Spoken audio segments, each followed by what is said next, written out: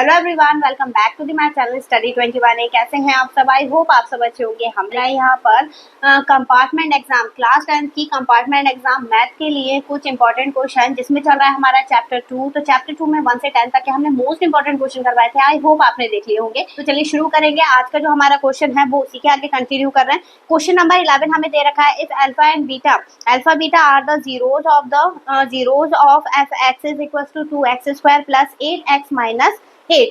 तो यहाँ पर बताना है इनमें से कौन सा ऑप्शन है जो करेक्ट होगा। तो यहाँ पर देखिए इसे पहले कैलकुलेट करना पड़ेगा हमें, ठीक है। तो कंडीशन हमें किस किस में दे रखी है, पहले तो पी एक्स हम निकाल लेते हैं 2x स्क्वायर, और क्या दिया है 2x square plus 8x minus 8, ठीक है, ये दिया है।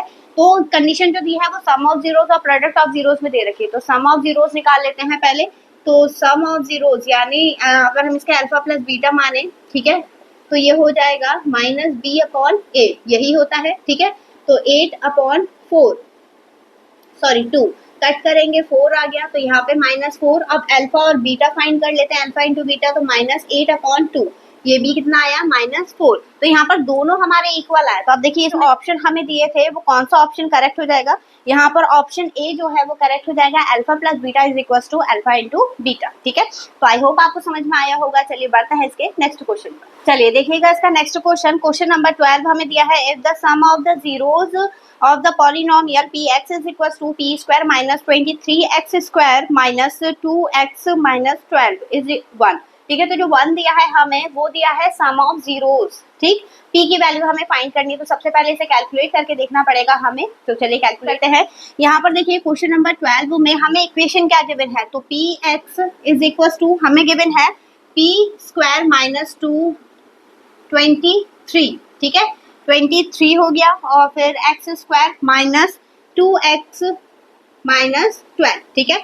हमें दिया है इसका सम ऑफ जीरो, तो अल्फा प्लस बीटा कितना गिवन है हमें 1 गिवन है, अल्फा बीटा हमने जीरोस मान लिए।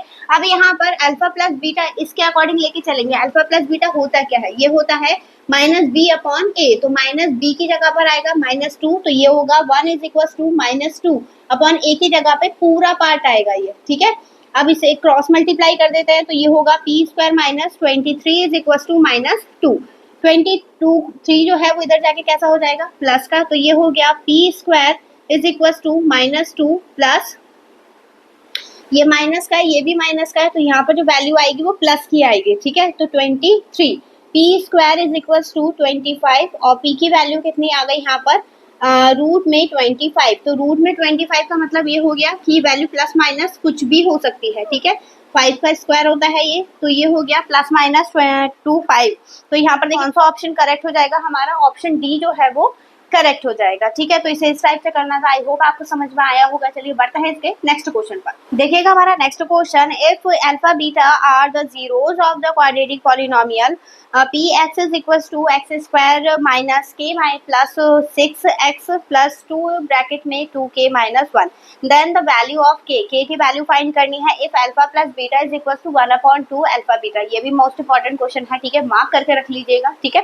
चलिए देखेंगे, सबसे पहले इक्वेशन नोट करते हैं। तो क्वेश्चन नंबर 13 में हमें पी एक्स गिवन है, P x is equal to x square minus के प्लस 6x प्लस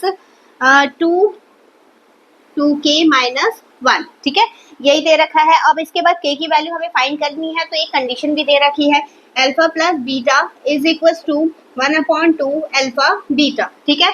अब यहाँ पर सबसे पहले अल्फा बीटा और अल्फा इंटू बीटा ये फाइंड करना पड़ेगा। तो क्या आएगा यहाँ पर, अल्फा प्लस बीटा होता है माइनस बी अपॉन ए, तो alpha plus beta B upon A, B की वैल्यू क्या है हमारी, ये माइनस में है तो ये प्लस में हो जाएगा, k प्लस 6 अपॉन इसकी जगह पर वैल्यू 1, ठीक है। ये तो आ गई अल्फा प्लस बीटा। अब अल्फा इंटू बीटा फाइंड करेंगे, तो अल्फा इंटू बीटा होता है c अपॉन ए, तो ये होगा 2 ब्रैकेट में 2k माइनस 1 अपॉन 1। अब दोनों को हमें इस इक्वेशन में लगाना है, तो ये आ गया फ्रॉम 1 इक्वेशन में लगाएंगे, तो अल्फा प्लस बीटा कितना है k plus 6 is equal to 2k minus 1 upon में 2 से 2 कैंसिल हो गया, ठीक है।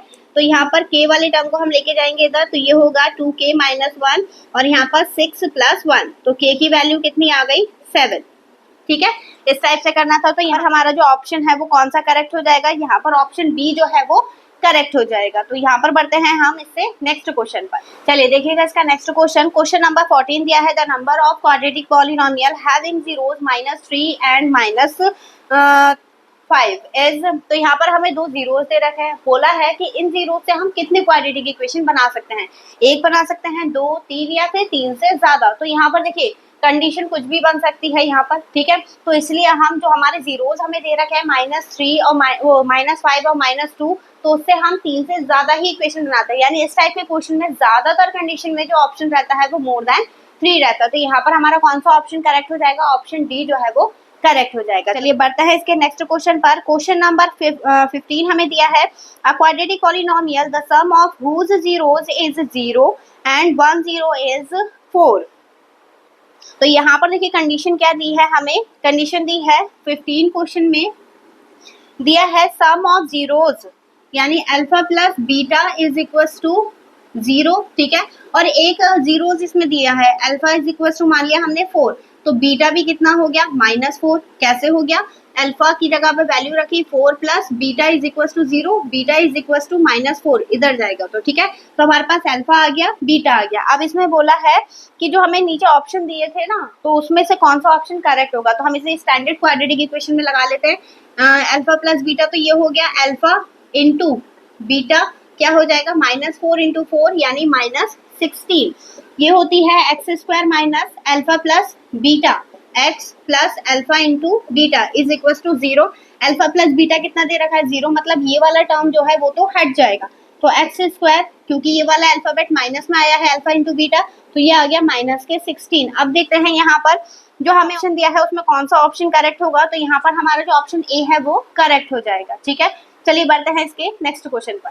चलिए देखिएगा इसका नेक्स्ट क्वेश्चन। क्वेश्चन नंबर 16 दिया है हमें, if alpha and beta are the zeros of the polynomial ax² minus 5x plus c and alpha plus beta is equal to alpha into beta is equal to 10। तो यहाँ पर देखिए condition दे रखी है हमें, ठीक है।